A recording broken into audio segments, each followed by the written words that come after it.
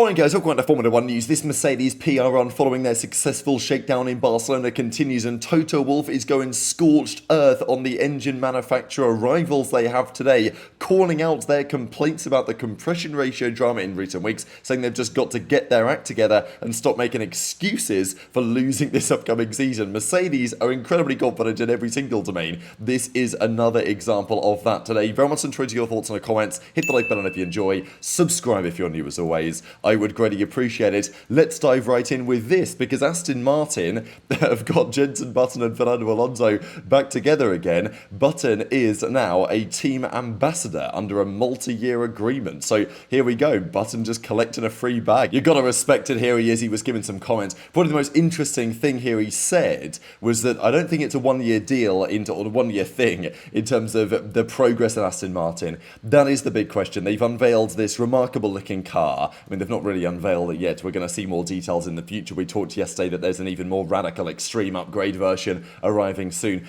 Is there a chance they win this year's title? Yes. Is it a massive chance? That's the question, right? Newey has gone pretty extreme on the concept. They want to move in a direction that they believe is the one for the years to come. But also, there's been some disadvantages in taking such an approach. They're going to be significantly overweight, we think, to start the season compared to the other teams. Building a championship challenge on the back of that is a challenge, but equally, it's a very long season. There's plenty of races, 24 of them. We know that the Red Bull was overweight in 2022 and quickly became a car that dominated that title. So, look, it's not impossible, but Button says this is not a 1 year, we're not trying to win this year necessarily. Of course they're trying to win, but you know what I'm saying. It will definitely be in the next few years, but the fight to get back to the front is there. So, Aston Martin themselves, they're not actually talking a particularly big game. They may be underplaying their own confidence, but equally, nobody knows where to put them right now in terms of performance rankings, whereas Mercedes, there's a pretty clear understanding as to where we believe they lie. Now, there was drama in Barcelona because they didn't broadcast it, and the question was, why did they really need not to, given that when we look back at that test, everyone ran pretty well. However, we do understand they were using the 2025 fuels, not the 2026 to our understanding. Bahrain, that could be different. Does that mean more breakdowns? I don't know. But the teams had a great time, it seems, in Barcelona, given the new power units. And the teams, though, maybe I'm missing something here, but why are they so secretive unnecessarily because apparently the latest rumour is that in Bahrain, the first test in Bahrain, we understand, is only going to be broadcast for the final hour of each day. And apparently they don't even want that. The teams are trying to shut that down. There was a rumour in Barcelona, maybe not a rumour, but the teams organised that test, it seems. So they, paid for it or whatever. So, okay, maybe I get it. But this is like an official test. This is the official first test. Bahrain are paying money to get it there instead of anywhere else. So what are we talking about that it's going to be behind closed? There's so much interest in this from the fans right now. And it seems that Formula 1, the FIA, the teams, you can kind of see it from the team's point of view, although they do want to make their own content and please their partners and sponsors and all this stuff and get stuff out there. But yeah, this would be embarrassing if this is actually the case. Now, let's talk about Mercedes, Ferrari, what that battle looks like, if there is going to be one between those two teams this season. Hamilton was giving quite a few thoughts. He looks like he's in a good spot. I know there was some news about him today in the media, like his personal stuff, but he actually says that I think a huge amount of work over the winter on my personal side and what the team have done. He's basically dating Kim Kardashian. That's like the rumor if you guys are going to go Google it. So anyway, that's I think they were spotted in Paris or something. And people are, you know what it's like, these F1 fans, I want to talk about the cars, but on social media all I see is Hamilton and Kim Kardashian. Anyway, we had great debriefs, everyone's really on it. I really feel the winning mentality in every single person in the team more than ever, so it's a positive. I mean, we are under no illusions, though. We have got a lot of work to do. So Hamilton's confident in the team. He feels happy with the car. So I think Ferrari, they do look to be in at least a reasonable position, but Mercedes still feel like the benchmark. Russell gave his thoughts as well on the way that the cars need to be driven. It's challenging for the drivers. You have instances where you go around the corners faster, you're spending more energy and you're harvesting less, so you end up over the course of a lap having less energy to spend. So you may gain tenths in corners, but you may lose a couple of tenths on the straight. It takes a little bit of time to get your head around it, because instead you can actually push a corner less hard to save more energy to deploy on the straight. And it's like, well, it's interesting. Is that going to be good or bad? It's a different question slightly, but it's definitely different. And he says it's more intuitive to drive. It's more, more simple than I expected to get used to. All the teams are having to use quite low gears through the corners to maximize the harvesting, all of which have had question marks around, but it feels like a race car. That's the key takeaway. Is this the key takeaway of rankings? Craig Slater and Ted Kravitz tried to put together a ranking, which I don't trust at all. And of course, right now we don't know at all anyway. Aston Martin, a huge question mark. We expect Alpine to be significantly better. Williams, we don't know. Cadillac are at the back. Audi probably in front of that, but who knows? Then it's, Haas, Racing Bulls in that kind of mix. Aston Martin, nobody knows. Mercedes, everyone says are the best. So then the interesting thing really was the ranking of 2, 3, 4. Pretty much everyone right now, with the Aston Martin question mark aside, has McLaren, Red Bull, Ferrari in some order, understandably. The Red Bull engine seemingly has been good. The other advantage Red Bull have is that, yes, they have 2 teams with their power unit. Mercedes have 4, but those are 4 rivals. Whereas for Red Bull, it's A team, B team, so all of the data they gain from that, they will share with each other, right? Whereas that's not necessarily the case for the other power unit manufacturers. McLaren, Red Bull, Ferrari, is that the right order? Or is this the right order, or does nobody really know? But the race said that their verdict, even before Hamilton put in the fastest lap of the test, was that behind Mercedes, who everyone considers to be the benchmark in multiple regards, who really knows when the season starts, of course, it's still so early to say, but Mercedes is still moving with some serious swagger, let's put it that way.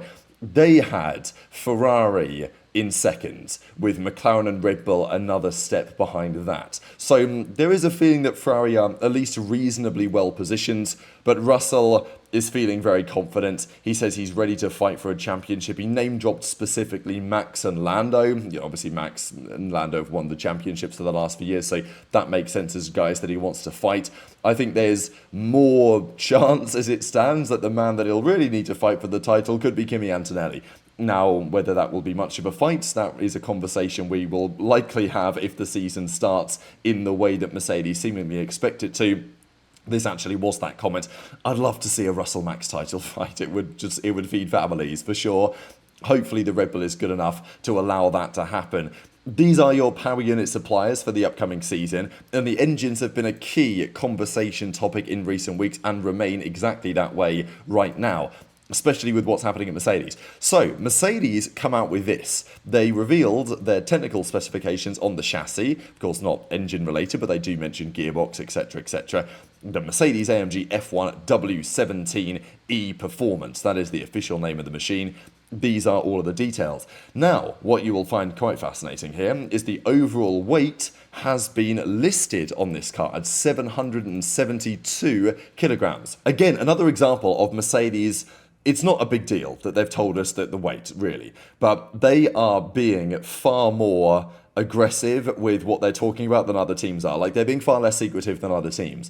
And I think there's something to say about that, right? Like, as soon as their car was on track, we had high quality pictures of it from the Mercedes official account. We've not seen that from other teams.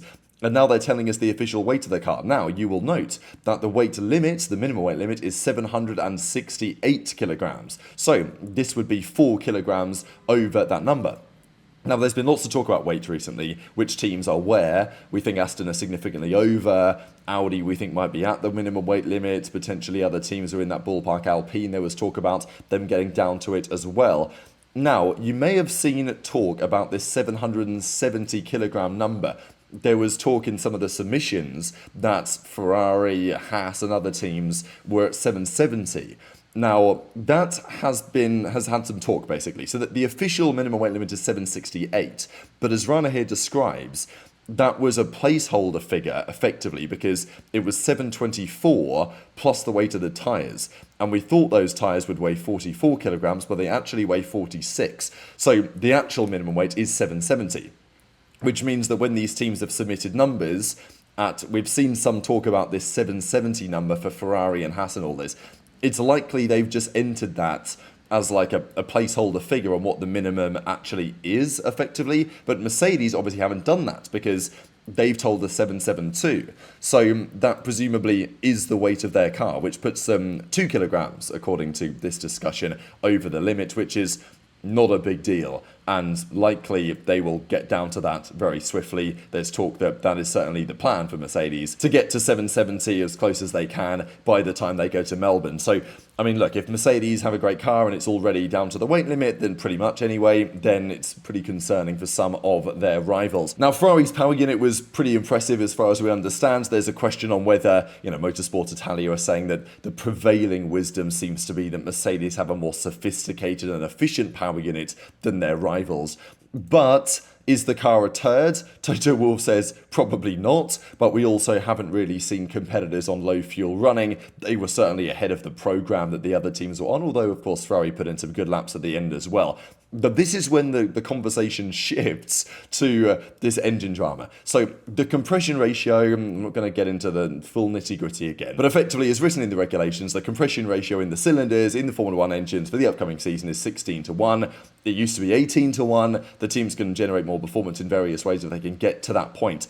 The idea was that Mercedes and maybe Red Bull have found a way using thermal deformation or whatever, some sort of clever engineering regardless, because obviously thermal deformation is not an unknown concept to all engineers, and it will affect every engine to a certain extent even in this way, but apparently Mercedes have found some special way to make it even better.